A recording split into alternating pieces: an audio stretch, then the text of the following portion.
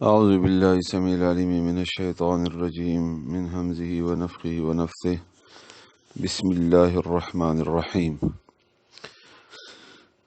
رب اشرح لي صدري ويسر لي أمري واحلل عقدة من لساني يفقه قولي۔ آج انشاءاللہ سورہ آل عمران آیت نمبر 172 پڑھیں گے انشاءاللہ۔ اللہ تعالیٰ پڑھنے، سننے، سمجھنے اور عمل کرنے کی توفیق عطا فرمائے۔ پچھلے آیات میں اللہ تعالیٰ نے مجاہدین کا اور ان کے شہداء کا درجہ اور ان کے انعامات کا ذکر فرمایا اور ان کی خوش ہونے کا اور پھر خوف اور غم نہ ہونے کا،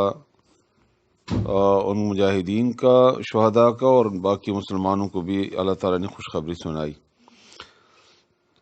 اب اللہ تعالیٰ ان کی مزید اوصاف بتاتے ہیں۔ یہ صحابہ کرام رضی اللہ علیہم اجمعین کا ایک انتہائی اونچا اور بلند مرتبہ ہے کہ وہ ایسے مسلمان تھے جو رسول اللہ صلی اللہ علیہ وآلہ وسلم پر اور اسلام پر جان قربان کرنے والے، اور اپنی جانوں کا کسی بھی وقت اور کسی بھی حالت میں فکر اور غم نہ کیا تھا، اور نہ ہی ان کو اہمیت تھی اپنے آپ اور اپنے آپ کو بچانے کا، بلکہ ان کو فکر اللہ کی دین اور رسول اللہ صلی اللہ علیہ وآلہ وسلم کی ذات سے، یہی ان کی فکر بھی تھی اور یہی ان کا مقصد زندگی بھی یہی تھا کہ ہمیں اللہ کی رضا کا حصول ہو، چاہے ہمیں تکلیف ہو یا چاہے ہماری زندگی کیسی ہی کیوں نہ ہو۔ یہ صحابہ کرام کا کہ زندگی کا مقصد تھا۔ تو اللہ فرماتے ہیں کہ یہ وہ لوگ ہیں الذین،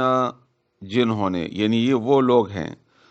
استجابو، جنہوں نے قبول کیا، للہ، اللہ کے لیے یا اللہ کا، والرسول، اور اس کے رسول یعنی رسول اللہ صلی اللہ علیہ وآلہ وسلم کا، من بعد ما، اس کی جو اصابہم پہنچے ان کو پہنچ گیا، القرح، زخم، یعنی انہوں نے باوجود یہ کہ 70 صحابہ کرام شہید ہو گئے، تقریباً کوئی گھر ایسا نہیں تھا جن میں شہید نہ ہوا تھا، اور زخمی بھی ہو گئے تھے بہت زیادہ، اور انتہائی شدید ترین تکلیف پہنچی تھی، رسول اللہ صلی اللہ علیہ وسلم خود بھی زخم کھا گئے تھے اور بے تحاشا خون بہہ گیا تھا اس سے بھی۔ اور آپ سوچیں کہ پورا دن لڑائی اور پھر اس میں زخمیں اور اس میں شہید شہداء اور پھر بھاگ دوڑ، ایک کیسی حالت ہوگی انسان کی، یعنی تقریباً حرکت ہی نہیں کر سکے گا ایسے۔ اسی حالت میں رسول اللہ صلی اللہ علیہ وآلہ وسلم نے اعلان کیا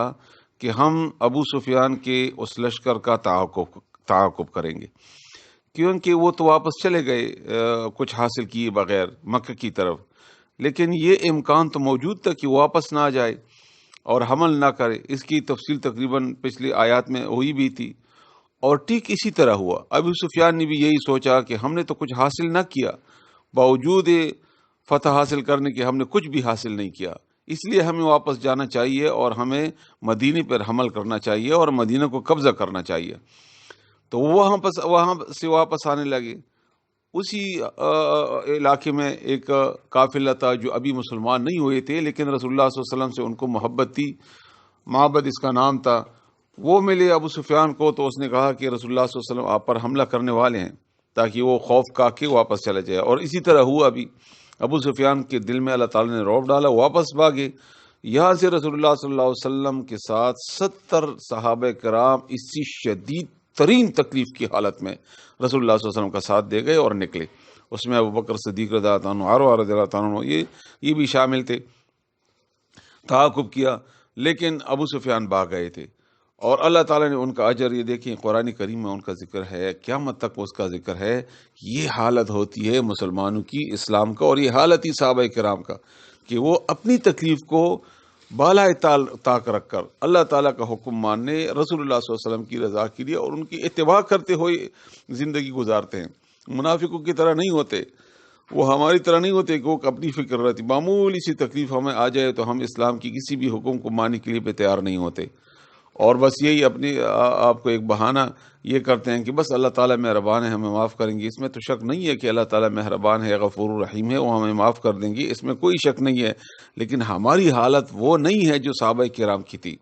وہ ایمان کا وہ درجہ نہیں ہے ہمارا۔ بہرحال تو اللہ فرماتے ہیں للذین، ان کے لیے جنہوں نے احسن و نیکی کی، احسان کیا، بہت بڑا احسان تھا یہ صحابہ کرام کا رسول اللہ صلی اللہ علیہ وسلم پر۔ اور احسان حسن کا معنی بار بار میں سمجھا بھی چکا ہوں، انشاءاللہ آپ سمجھ گئے ہوں گے کہ اس عبادت کو کہتے ہیں کہ آپ یہ تصور کریں کہ میں اللہ تعالیٰ کو دیکھتا ہوں، میں عبادت کرتا ہوں، یا کم از کم یہ کہ وہ مجھے دیکھتا ہے۔ یہ زندگی ہوتی ہے مومن کی۔ تو جنہوں نے نیکی کی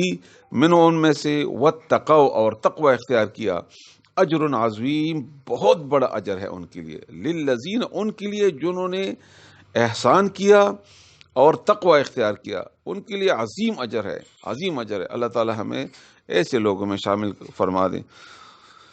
الذین، ان لوگوں نے جنہوں نے استجابوا، قبول کیا، للہ، اللہ کے لیے، یا اللہ کا، والرسول، اور رسول اللہ صلی اللہ علیہ وآلہ وسلم کا حکم، من بعد ما، بعد اس کے جو اصابہم، پہنچے ان کو، القرح، زخم، ان کو زخم پہنچ گئے، شدید ترین تکلیف پہنچنے کے بعد بھی انہوں نے اللہ اور رسول اللہ صلی اللہ علیہ وآلہ وسلم کا حکم قبول کیا۔ للذین، ان لوگوں کے لیے، احسنوا، جنہوں نے نیکی کی، منہم، ان میں سے، واتقوا، اور تقوی اختیار کیا، اجر عظیم، بہت بڑا اجر ہے ان کے لیے۔